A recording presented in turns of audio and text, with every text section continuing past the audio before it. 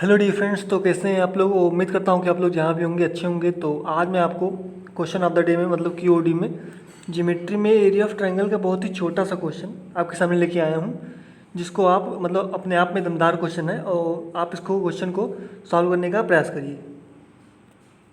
अगर आपको लग रहा है कि ये आ जाएगा तो आप इस क्वेश्चन को सॉल्व करने का प्रयास कीजिए। ओके, तो आइए हम देखते हैं कि इस क्वेश्चन को सॉल्व करने का हमारा अप्रोच क्या होगा। आइए वो देखते हैं। जैसे आपको कह रहा है क्वेश्चन में, इनमें से कौन सा विकल्प त्रिभुज का क्षेत्रफल नहीं हो सकता है यदि त्रिभुज का परिमाप 30 सेंटीमीटर दिया। तो देखिए इसमें हमको क्या लगाना है अप्रोच, कि अगर हमें इस त्रिभुज का मैक्सिमम एरिया मिल जाए तो हमें पता लग जाएगा कि इससे आगे जो आप मैक्सिमम एरिया निकालेंगे उससे आगे हमारा त्रिभुज का क्षेत्रफल नहीं हो सकता, क्योंकि आपने सबसे मैक्सिमम एरिया निकाल दिया है।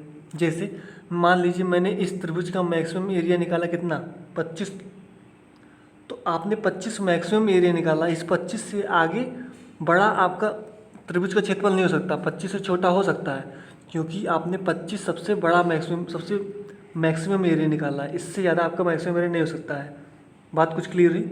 जैसे मैं आपको इसी को आपको अलजेब्रा के तरीके से बताता हूँ।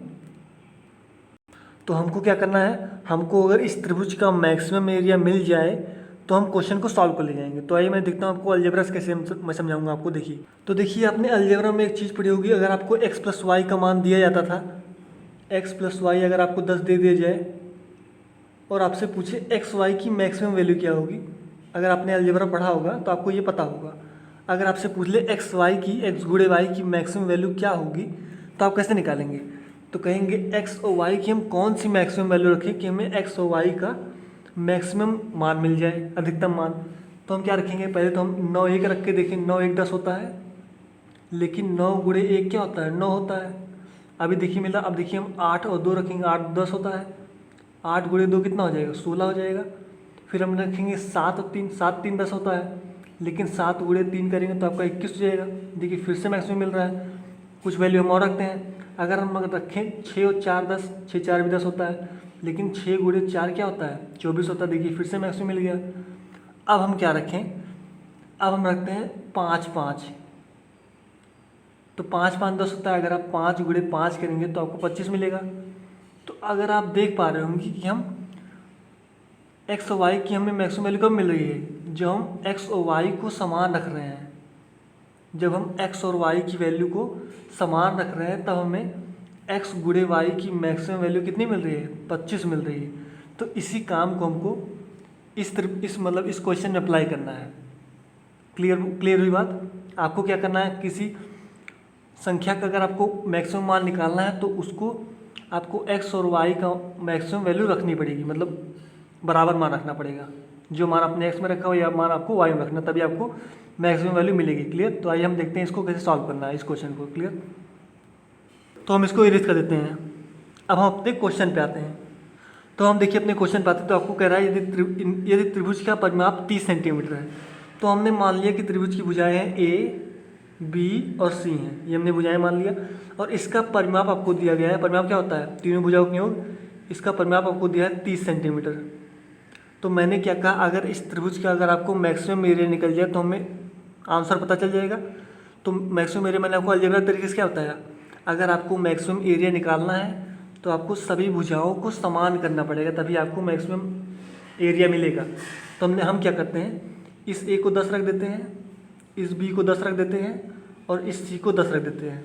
तो देखिए परिमाप भी हमारा 30 हो जाएगा और देखिए हमने समान भी कर लिया। क्लियर। तो अगर आपने सभी को 10 10 10 10 मान लिया, मतलब ये भी 10 है हमारा, ये भुजा भी हमारा 10 है, ये भुजा भी हमारा 10 है। तो आप अगर एक चीज़ देख पा रहे होंगे कि हमारी ये जो त्रिभुज है, देखिए इसकी सभी भुजाएं बराबर हो गई हैं।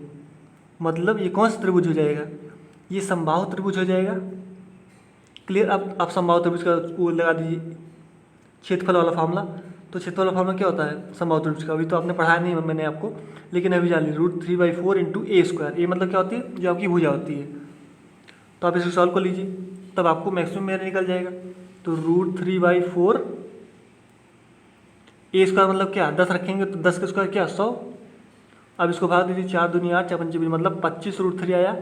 √3 को जो आप 25 से गुणा करेंगे तो आपका जो मैक्सिमम एरिया निकलेगा इस त्रिभुज का, मैक्सिमम एरिया आपको निकलेगा 43.3।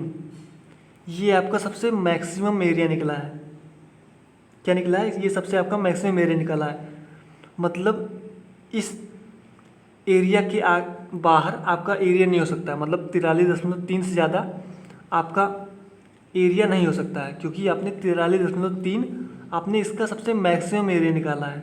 43.3 से छोटा हो सकता है, 43 हो सकता है, 42 हो सकता है, 41 हो सकता है, लेकिन आपका 44 नहीं हो सकता, क्योंकि ये 44 आपका 43.3 से ज़्यादा है। बात क्लियर हुई?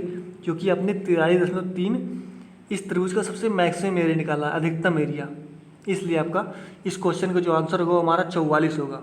इस त्रिभुज का क्षेत्रफल कौन सा नहीं हो सकता है आपका? ये 44 नहीं हो सकता है। क्लियर हुई बात?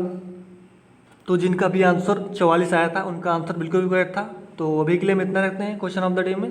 तो अगले वीडियो में आपको मिलेंगे नए कंसेप्ट और नए चैप्टर के साथ। तब तक के लिए धन्यवाद। Take care, bye bye, thank you very much.